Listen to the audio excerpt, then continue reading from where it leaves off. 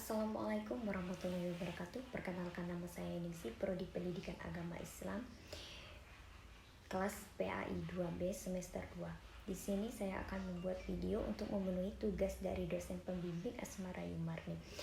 Langsung saja soal yang pertama, yaitu apa yang dimaksud dengan pengertian kedudukan dan fungsi Al-Quran? Jelaskan dengan contoh. Pengertian Al-Quran menurut bahasa yang berarti bacaan atau yang dibaca. Sedangkan menurut istilah, Al-Quran merupakan wahyu Allah Subhanahu wa Ta'ala yang diturunkan kepada Nabi Muhammad SAW kepada malaikat Jibril sebagai petunjuk bagi umat manusia.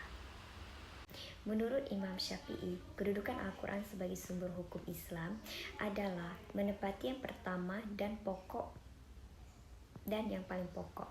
Beliau pun berkata, tidak ada yang ditujukan kepada penganut agama manapun kecuali petunjuk terdapat dalam Al-Quran. Sehingga setiap mengeluarkan pendapatnya, Imam Syafi'i selalu mengikut sertakan nas-nas dari Al-Quran. Sebagai contohnya, yaitu Al-Quran sebagai acuan dalam pedoman hidup atau sebagai petunjuk seluruh manusia, sehingga seluruh masalah yang dihadapi oleh manusia harus diselesaikan sesuai tuntunan Al-Quran. Fungsi Al-Quran sebagai peringatan bagi umat manusia hingga akhir zaman, penyempurnaan kitab-kitab suci sebelumnya.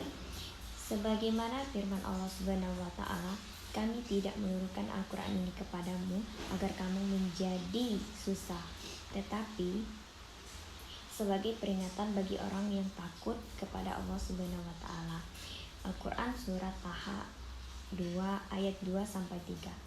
Selanjutnya, Al-Quran juga sebagai petunjuk bagi umat manusia sebagaimana firman Allah Subhanahu wa Ta'ala dalam surah Al-Baqarah ayat 185 yang artinya, bulan yang di dalamnya diturunkan Al-Quran sebagai petunjuk bagi manusia dan penjelasan mengenai petunjuk itu dan pembeda antara yang hak dan yang batil.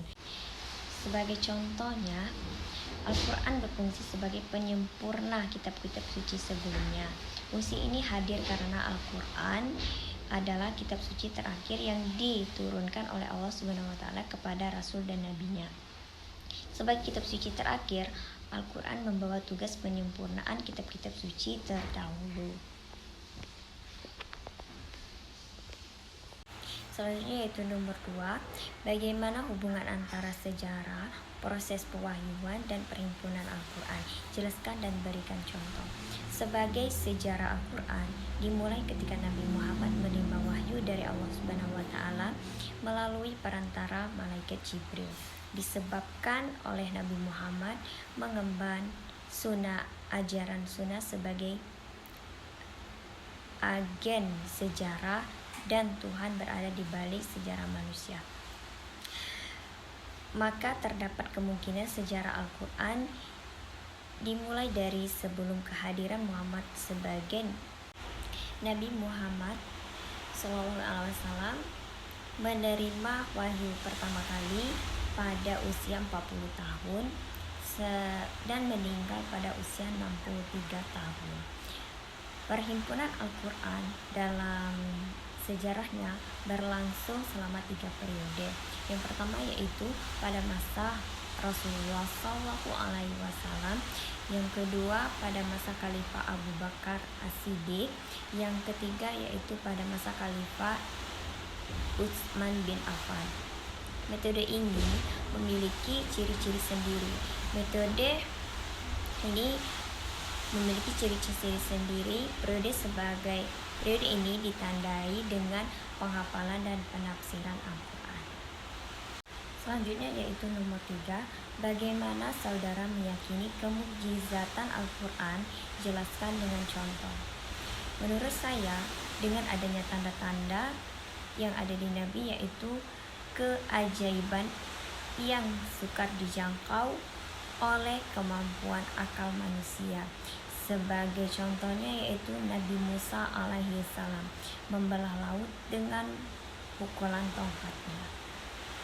Selanjutnya yaitu nomor 4, buat contoh kegiatan penafsiran Al-Quran menurut analisis saudara masing-masing. Menurut saya, kegiatan yang pertama yaitu membandingkan teks atau nas ayat-ayat Al-Quran yang memiliki persamaan atau kemiripan redaksi dalam dua kasus atau lebih, atau memiliki redaksi yang berbeda bagi satu kasus yang sama. Selanjutnya yaitu kemudian membandingkan ayat Al-Quran dengan hadis Nabi SAW. Yang terakhir yaitu membandingkan berbagai pendapat ulama tafsir dalam menafsirkan Al-Quran atau yang dipakai metode tematik. Yang terakhir yaitu jelaskan perbedaan pokok-pokok ulumul Quran dan metode penafsiran Al-Quran dan apa hubungan keduanya dengan proses pembelajaran. Pokok ulumul Quran, ilmu yang berhubungan dengan riwayat semata-mata seperti ilmu yang membahas tentang macam-macam bacaan atau qiraat, tempat dan waktu turunnya ayat-ayat surah Al-Quran yang tergolong antara Makkiyah atau Madinah, dan sebab-sebab turunnya asbabun nuzul. Metode penafsiran Metode penafsiran merupakan kerangka atau kaidah yang digunakan dalam menafsirkan ayat-ayat Al-Quran dan seni atau teknik yang dipakai ketika kita menerapkan kaidah yang telah tertuang di dalam metode. Hubungannya dengan proses pembelajaran yaitu untuk mengetahui arti-arti dari untaian kalimat Al-Quran, penjelasan ayat-ayatnya, dan keterangan makna-maknanya. Semakin tinggi ulumul Quran dikuasai oleh seseorang, maka tafsir yang diberikan juga akan semakin mendekati kebenarannya. Sekian, terima kasih. Wassalamualaikum warahmatullahi wabarakatuh.